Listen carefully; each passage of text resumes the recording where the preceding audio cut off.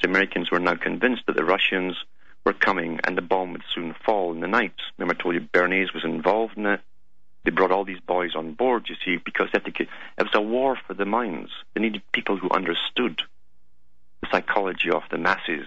Very old science, actually. It wasn't new at all. It says, in the international market, they were poor performers. For a Europe still wounded by the memories of fascism, the insensate hatred and verbal violence of Hollywood's anti-communist offerings were unattractive in the extreme.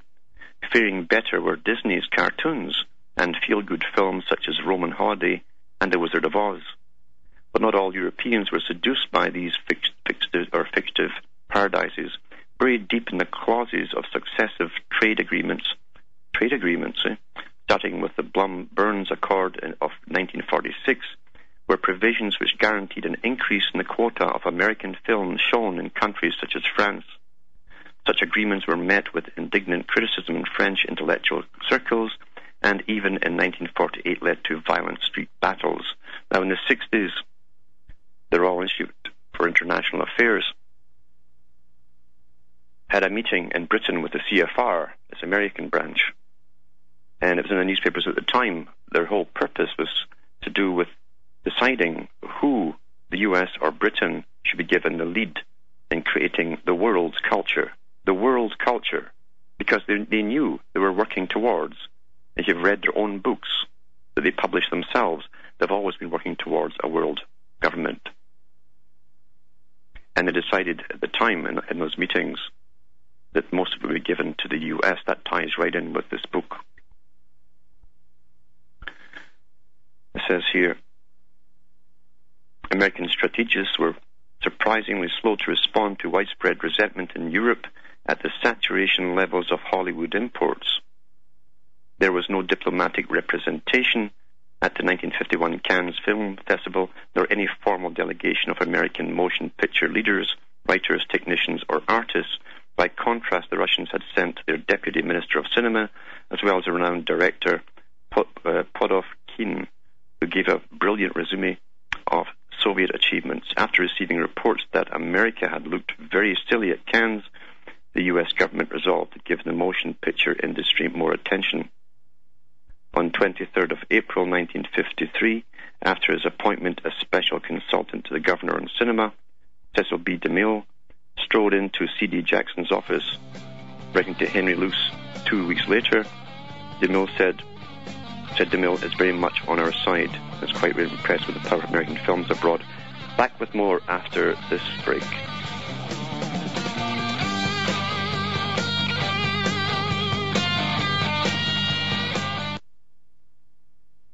You're listening to the Republic Broadcasting Network, because you can handle the truth.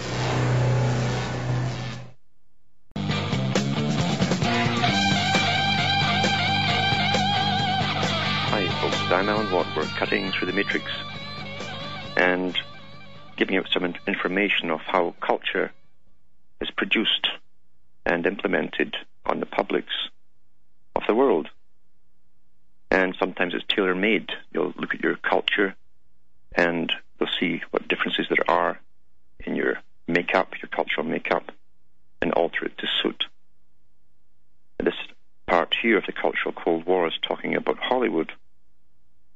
And one of the people who were helping the CIA here, if not working right for them, was Cecil B. DeMille. And he says here, he has a theory to which I subscribe completely, that the most effective use of American films is not to design an entire picture to cope with a certain problem, but rather to see to it that in a normal picture, the right line, aside, inflection, eyebrow movement, and so on is introduced. He told me that any time I could give him a simple problem for a country or an area, he would find a way of dealing with it in a picture. DeMille's acceptance of consultancy with the Motion Picture Service was a coup for government propagandists. Working through 135 United States Information Service posts in 87 countries, the MPS had a huge distribution network to hand. Awash with government funds, it was effectively a producer with all the facilities available to a production company. employed producer-directors who were given top security clearance and assigned to films which articulated the objectives which the United States is interested in obtaining and which could best reach the predetermined audience that we as a motion picture medium must condition. It advised secret bodies like the Operations Coordinating Board on films suitable for international distribution. I don't know if people realize that even back then, one of the biggest exports of the United States was Hollywood movies. Still is. In June 1954, it listed 37 films for showing behind the Iron Curtain, including Peter Pan, The Jolson Story, The Glenn Miller Story, The Boy from Oklahoma, Roman Holiday, Little Women, Showboat, The Cane Mutiny, Go Man Go, which is a history of Harlem Globetrotters, Alice in Wonderland, and Executive Suite. The MPS also regulated American participation in film festivals abroad, thus filling the embarrassing vacuum of the 1951 Cannes Festival. Naturally, it worked hard to exclude American motion picture producers and films which do not support American foreign policy. And remember, the foreign policy is often a policy which the American people have no idea of. They scream if they did, which in some cases are harmful from being shown at international festivals. Instead, it pushed films like the Bob Mathias story, Allied Artists, 1954, an almost perfect portrayal of the best phase of American life. Almost perfect portrayal, not a reality. A small-town boy with his family, the sweetheart, his career, his interest in sports, all building up to his two-time triumphs as one of the outstanding athletes in the history of the Olympics. If it hasn't got the American values we want on the screen, then we have to go start looking for a new set of values to publicize. It's amazing, eh? In the search for allies in Hollywood who best understood the propaganda problems of the U.S. and who were prepared to insert in their scripts and in their action the right ideas with the proper subtlety, C.D. Jackson, as usual, was embarrassed for choice. In January 1954, he set down a list of friends who could be expected to help the government. He listed Cecil B. DeMille, Spiros P. Skouras, and Darrell Zanuck at Fox, Nicholas Schenck, president of MGM, and producer Dory Sherry, Barney Balaban, president of Paramount, Harry and Jack Warner, James R. Granger, president of the RKO, Universal's president, Milton Racknell, Columbia Pictures president, Harry Cohn, Herbert Yates at Republic, Walt and Roy Disney, and Eric Johnson of the Motion Picture Association. But CD's most valuable asset in Hollywood was CIA agent Carlton Alsop, A-L-S-O-P.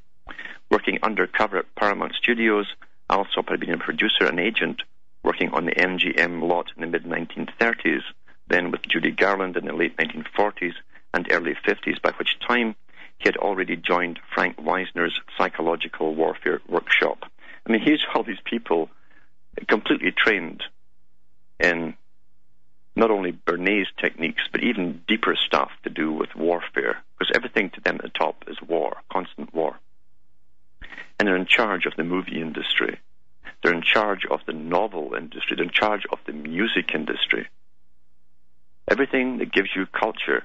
And they're also deciding what fashions you'll wear at the same time, and what topics you'll prattle on about in the street, what fads you'll go through collectively, as they claim to be spreading democracy. We're the schmucks, eh? It says, Psychological Warfare, Psychological Strategy Board. These reports were compiled in response to a double need: first, to monitor communists and fellow travelers in Hollywood, and second, to summarize the achievements and failures of a covert pressure group headed up by Carlton Alsop, charged with introducing specific themes into Hollywood films. Do you realize how much money Hollywood has spent since they started Gulf War I to the present on war movies? The Pentagon funds them. Also, young guys will get all romantic about war, thinking that they're indestructible and they're fighting the bad guys regardless. They'll find all the camaraderie they ever wanted